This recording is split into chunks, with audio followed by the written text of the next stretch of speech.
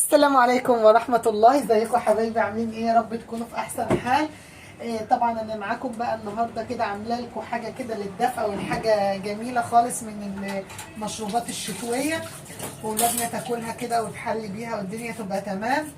هنجيب بقى معايا كده حمص الشام، نقعاه ومغيره ميته مرتين ثلاثه زي ما انتم شايفين. هو ربع كيلو. بصوا نفش معايا وجميل ازاي يا جماعه.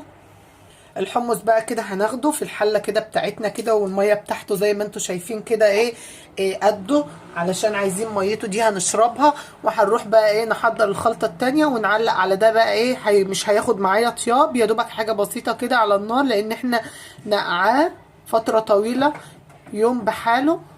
معايا هنا بقى معايا بصلايه ومعايا طماطمايه، ومعايا مثلا هنحط برضو معاها فصين كده من التوم، هيحلوا الطعم ويعززوا النكهه.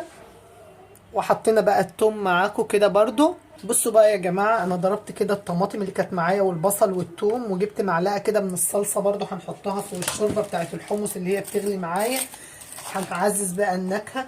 طبعا هو بيكون حراق، فاحنا مش هنزود علشان ولادنا. هنحط بس معلقه كده ممسوحه من الفلفل الحامي، معلقه كده ممسوحه من الفلفل الحامي. طيب وهنحط برضو اللي بيخلي اللون برضو يكون معايا جميل كده، هنحط البابريكا برضو معايا، وهنحط سنه كده من الملح برضو، معلقه كده حلوه لغايه اما نشوف طبعا لازم يتنقع يا جماعه. ولو نقعتوه في ميه مغليه، لا ميه سخنه كده حلوه برضو او دافيه، علشان ما ينهريش معايا. وهنحط بقى الكمون، نطره صغيره كده من الكمون، وكل كده حاجه احنا حطينا منها.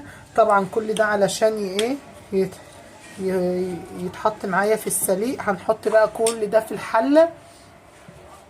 انا بقى كل بقى المكونات اللي حطيتها، البصل وكده، هنحط معلقه كده من السكر.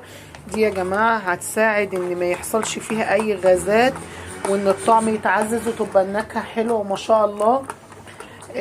طبعا زي ما انتم شايفين كده الصلصه لسه برضه هو معلقه كده كبيره من الصلصه اللي انا عاملاها في البيت، دي هتدي طعم. وطماطمايه طبعا، كل المكونات البصل والطماطم والثوم فرمينه، كل ده هيدوب معايا في الشوربه.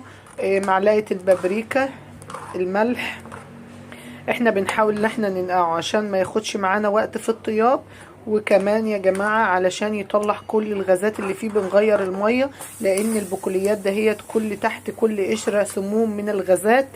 هنسيبه بقى يغلي معايا ونوريه لكم لما يستوي خالص، كأننا بنعمل شوربة بالظبط، وهنشرب احلى شوربة منه.